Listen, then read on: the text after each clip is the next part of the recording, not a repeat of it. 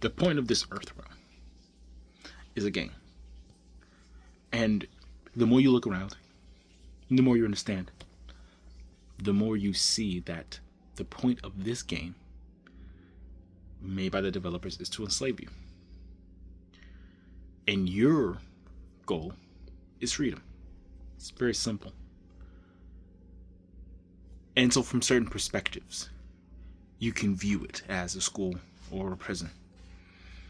But I don't think that really matters. Specifically because the end goal is the same. See, the problem with the school and the prison, taking those as truths rather than maybe ways of viewing, is that you may have an idea that you have your specific lesson that you have to figure out. And if it's a prison, well then, I mean, how often do prison breaks happen? And how successful do they go before they get put back in? Right? When you really think about the frameworks you're using, it unconsciously, which you may not be aware of, but you're also taking into a situation that you may necessarily pass. You may not necessarily break out. But the thing about thinking of it as a game, because even the game isn't the ultimate truth, but focus for a second. Even if you realize this is a game, right? You have aspects of learning, right? You have to learn in the game. You have to grow in the game. You have to get better in the game until you beat it. And the idea with the game is that you will beat it eventually. There's no saying that you will ever learn your lessons. Some people never learn their lessons. And in a prison, if the goal is to keep you in, what makes you think you'll ever get out? Especially from a metaphysical standpoint. But from that standpoint of a game, not only do you beat it, but then it makes sense why things are set up adversarially, because that's the point of the game. You have to go through some sort of conflict or combat or solve some challenge. It wouldn't be a challenge if it didn't feel like an actual challenge. Either way, the goal is the same. Freedom. Because their goal is slavery. And it makes sense why certain vibrations get you out. Joy, love, the ecstasy, the ecstatic state, detachment. Why are these so powerful, especially love? Why is love so powerful? Because think about it. In this physical earth realm, every living creature is reliant on something or somebody to eat, sleep, peace of mind, and one of the more important ones, when you get beyond survival, emotional validation, a sense of self, a sense of belonging. If that is belonging to someone else or something else, then you are a slave to either the environment or that person. You have to do X, Y, Z to get it. If not, you're in trouble.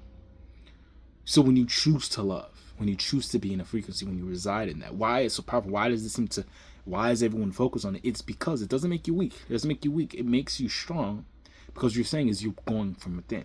When you realize you have it all, when you realize you have everything you need, when that becomes not something you know from a concept, but it's your base state, it's how you live, you've mastered the game. Because now you're no longer reliant on anyone and anybody, because you realize the truth that, sure, this specific game we're playing is about breaking out. Prison is a prison break where you learn as a school to break out of the prison, which is the dependency, right? Your prison is your dependency, right? What is it? Prison. It's not necessarily archons stopping you, though we can't say that there is no, spiritual forces out there.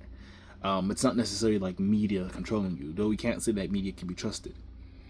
What's really happening, whatever factions and factors and entities and groups and whatever, the specifics aren't as important as what are they actually trying to do, as they're trying to exploit what? Your dependency. The more you're dependent on anything, the higher chance of you being exploited. Simple as that. And they're doing their role in the game, right? The boss of the game is supposed to be the boss. The little enemies are supposed to be the enemies. So don't get upset that this is happening.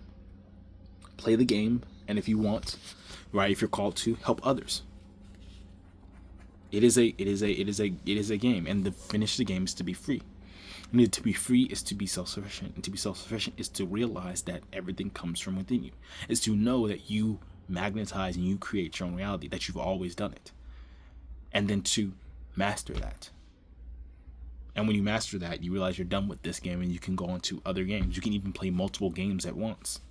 Right? The sages and saints, they're playing multiple games. They're doing things on there's other games out there that you're doing other things. But for this realm, it's self-sufficiency, which just really translates to, oh, everything comes from within me. So I just become that thing I need. And it's that simple. Easy?